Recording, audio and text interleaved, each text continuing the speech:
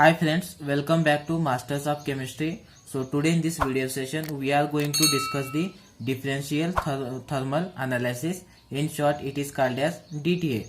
So already we discussed what is meant by thermal analysis and the different techniques used in thermal analysis. So we seen that in thermal analysis again we have three type of techniques. One is the TGA, thermogrametric analysis. Second one is this differential thermal analysis, DTA, and third technique is DSC. This is also called as differential scanning calorimetry. So if you not watched my these videos, so I prefer to watch that video. Link is given in the description box. So in this video session we are going to cover the definition of DTA, the general principle behind this DTA, the instrumentation, and lastly we are going to discuss some of the application of differential thermal analysis. Now the differential thermal analysis DTA is defined as, so DTA is the method of thermal analysis in which the temperature difference between the sample and the inert reference material is measured during a controlled change in temperature or simply as a function of temperature.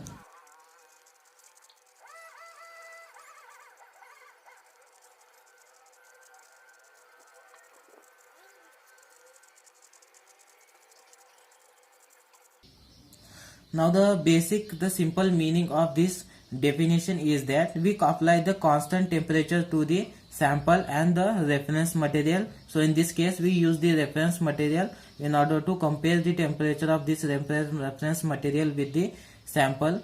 Now if we apply this constant temperature, some of the temperature changes takes place within the sample. So the temperature difference between this sample and the reference material is recorded. So on the basis of this temperature difference we can measure the some of the properties of the test sample. The principle of differential thermal analysis. Now the general principle involved in DTA is that the sample and the reference material are continuously heated under a controlled change in temperature, and the heating process is continued until any thermal changes takes place within the sample. So the thermal changes means such as the melting, decomposition of the sample takes place, or change in structure of the sample takes place.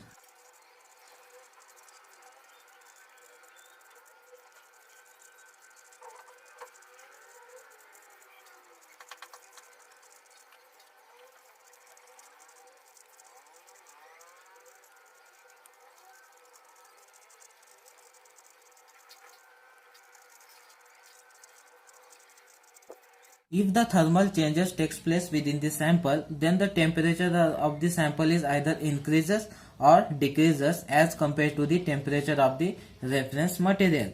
If the temperature of the sample is increases, that is exothermic process takes place within the sample.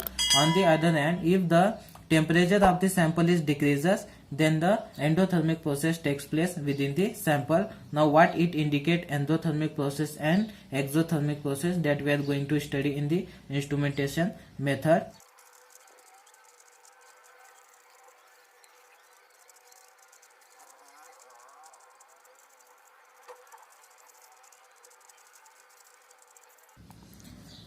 Now after the temperature difference occurs between the sample and the reference material, the graph is plotted as a temperature difference between the sample and the reference material against the change in temperature.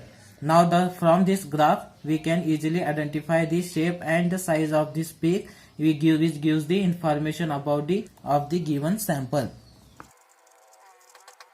When the temperature difference between the sample and the reference material is occurs, then the graph is plotted as temperature difference between the sample and the reference material, and from the shape and size of the peaks which are obtained in the graph gives the information about the nature of the sample. Now let's understand the general instrumentation of DTA.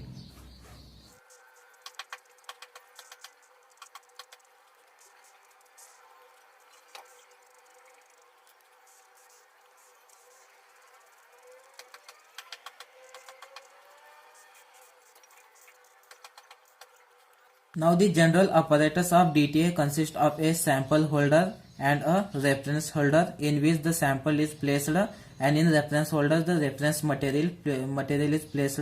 The identical thermocouple are placed. The main use of this thermocouple are used to measure the temperature of the sample and temperature of the reference, and these two thermocouples are interconnected to each other in order to measure the temperature difference occurs between the sample and the reference material. Now these two cells are placed in the furnace.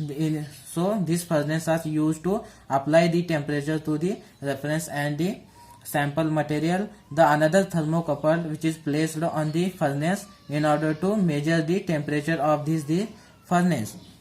Now the microvolt amplifier is used in order to measure the temperature difference between the sample and the reference cell. So the temperature of the sample is Ts and the temperature of the reference cell is Tr, and the recorder record this temperature difference developed between the sample and the reference, and the graph is plotted as temperature difference between the sample and the reference against the change in temperature of the sample and the reference cell.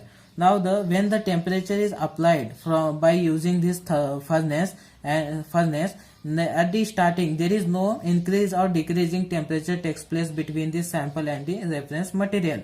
Now as the thermal event or thermal changes takes place within this sample, so some of the temperature either increase the temperature of this sample or decrease the temperature of the sample. So increase in temperature indicates that the exothermic process takes place within the sample, and decrease in temperature of the sample material indicates that the endothermic process takes place within the sample. Now what the endothermic and exothermic process tells about this sample, that we are going to understand by plotting a graph of temperature difference between the sample and reference against the change in temperature.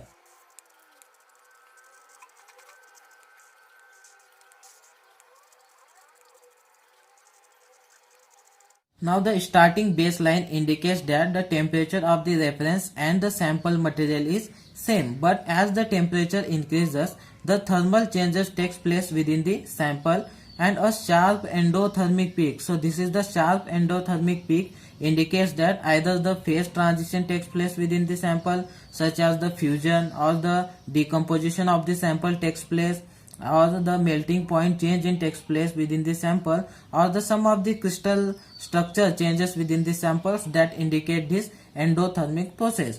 Now this broad exothermic peak indicates that the dehydration reaction takes place within the sample.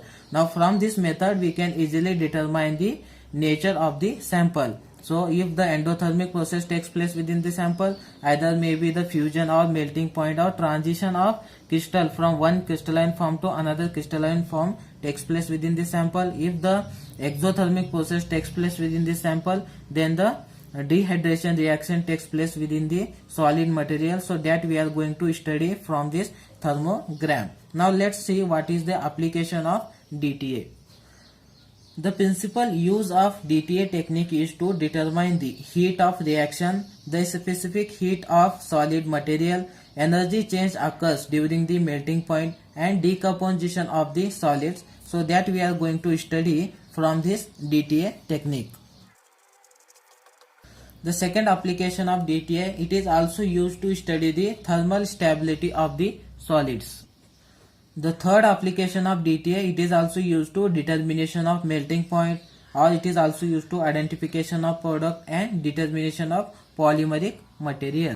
These are the some application of differential thermal analysis. So the differential thermal analysis are mainly used to determine the heat of the reaction or decomposition of the reaction or change in energy of the reaction during the melting. It is also used to study the stability of the solids, or it is also used to determine the melting point of the solid, identification of the product and determination of polymeric reaction. So if you like this video, please subscribe my channel and press the bell icon for further notification. In the next video session, we are going to discuss the third technique of thermal analysis, that is DSC, differential scanning calorimetry. Thank you for watching.